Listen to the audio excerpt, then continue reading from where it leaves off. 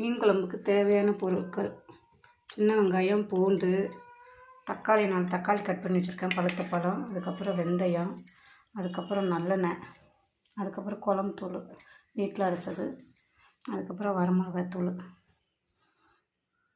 அடுப்பை பற்ற வச்சாச்சு, வடைச்சட்டி வச்சாச்சு. குழம்பு கூட்டி விடலாம். பிராணி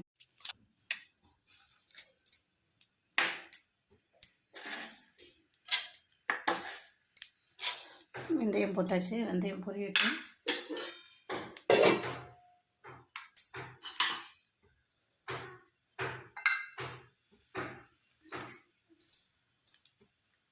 வெந்தயம் செவந்த நிறமாக வரணும்.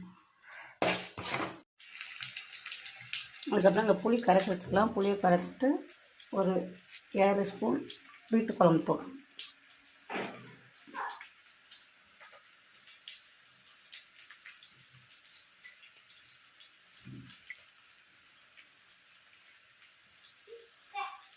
அதுக்கப்புறம் 1.5 ஸ்பூன் வரமிளகாத்தூள், கார்ன்ஃப்ளவர் மாவு, மீன் பொரிக்கிற பொடி எல்லாம் போட்டு ஒரு 15 மீன் எடுத்துருக்கு. மசாலா வரைய வச்சுக்கலாம். நான் ஹெல்ப் பண்ணுறதுக்கு ஒரு ஆள் நிற்கிறாங்க பாருங்க.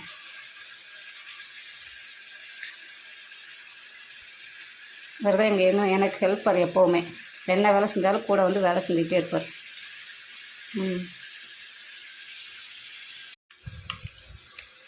மசாலா வரவையாச்சு. மீன் பொரிக்கிறது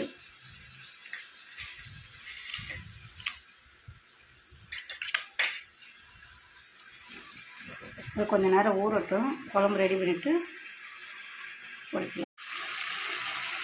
தக்காளி வணங்கிடுச்சு. புளி கரைச்சி நல்லா புளியவும் மிளகாத்தூள் எல்லாத்தையும் ஒன்றா ஊற்றி கிளறி விட்டுக்கலாம்.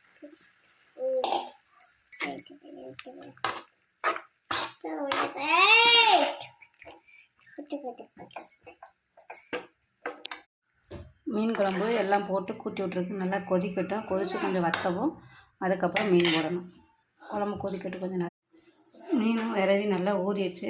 நம்ம எடுத்து ஃப்ரிட்ஜில் வச்சுக்கலாம். அவங்க சாயங்காலம் தான் வருவாங்க. பிள்ளைகளும் எல்லாம் வேலைக்கு போயிட்டு நைட்டு தான் செய்யணும். அதனால் ஃப்ரிட்ஜில் எடுத்து வச்சுக்கலாம். மீன் வாங்கி கழுவி குழம்பு மீன் பொரிக்கிறதுக்கு விரைய வச்சாச்சு.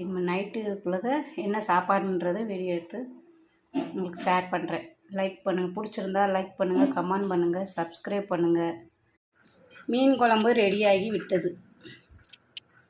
பிடிச்சிருந்தா கமெண்ட் பண்ணுங்கள், லைக் பண்ணுங்கள், சப்ஸ்கிரைப் பண்ணுங்கள்.